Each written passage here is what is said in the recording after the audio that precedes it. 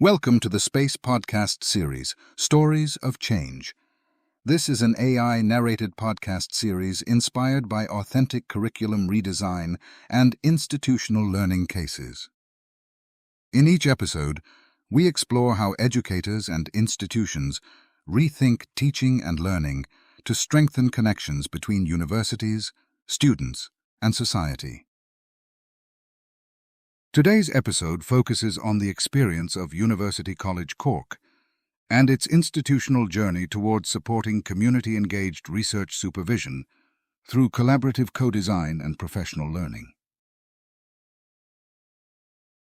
When people think about community engagement in higher education, they often imagine students working with communities through projects or placements. But this case focused on something slightly different: supporting the people who supervise community-engaged research itself. Today, I'm speaking with one of the institutional facilitators involved in the Space Support Program about how the university began rethinking support for PhD and master's supervision connected to communities and participatory research. To begin with, what challenge was the program trying to address? We realised there was a significant institutional gap around supporting supervisors involved in community-based and participatory research.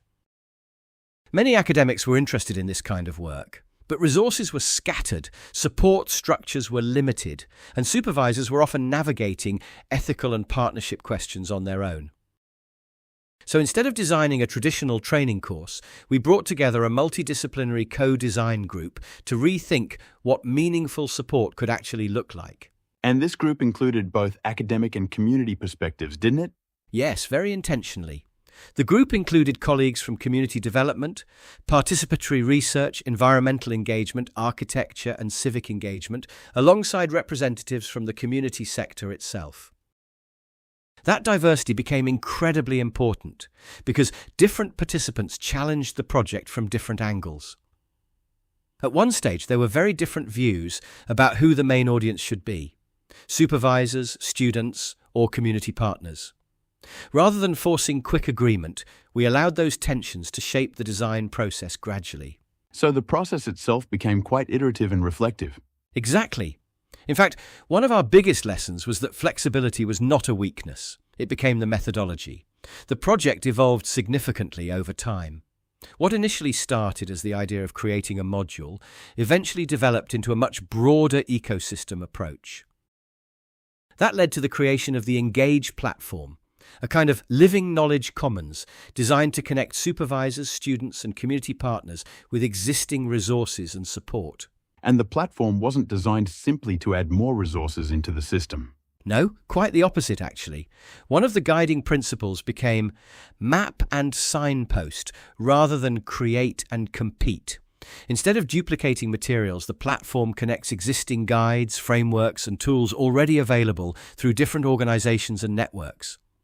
That approach helped reduce fragmentation and made the support ecosystem more coherent and accessible.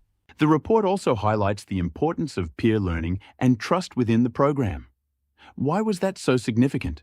Because participants were not passive learners attending training sessions. They were experienced professionals, bringing strong perspectives, practical expertise, and sometimes differing opinions. Over time, the program became a collaborative space where participants openly discussed ethical dilemmas, institutional barriers, workload pressures, and uncertainties around community-engaged research. That honesty created a strong sense of trust and shared ownership.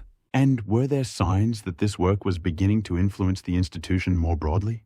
Yes, although the process is still ongoing. One important ambition from the beginning was exploring how community engagement could become more systematically embedded within doctoral supervision training across the institution. The project also helped strengthen connections between community engagement strategy, institutional policy discussions, and academic practice. At the same time, we recognize that long-term sustainability still requires formal institutional commitment, governance structures, and continued support. And finally, looking back on the process now, what feels like the most important lesson from this experience? Probably that meaningful institutional change happens through relationships and collective reflection rather than quick technical solutions. The most valuable part of the process was not only the platform itself, but the conversations, trust, and shared learning that emerged around it. And perhaps most importantly, we learned that community partners should not simply be consulted occasionally, and they need to be recognized as genuine co-designers within higher education itself.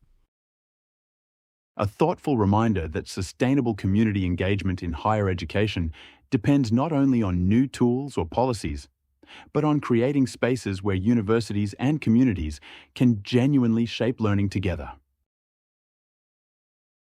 This story is based on real experiences from curriculum redesign and institutional development processes run under the Erasmus Plus Space Project.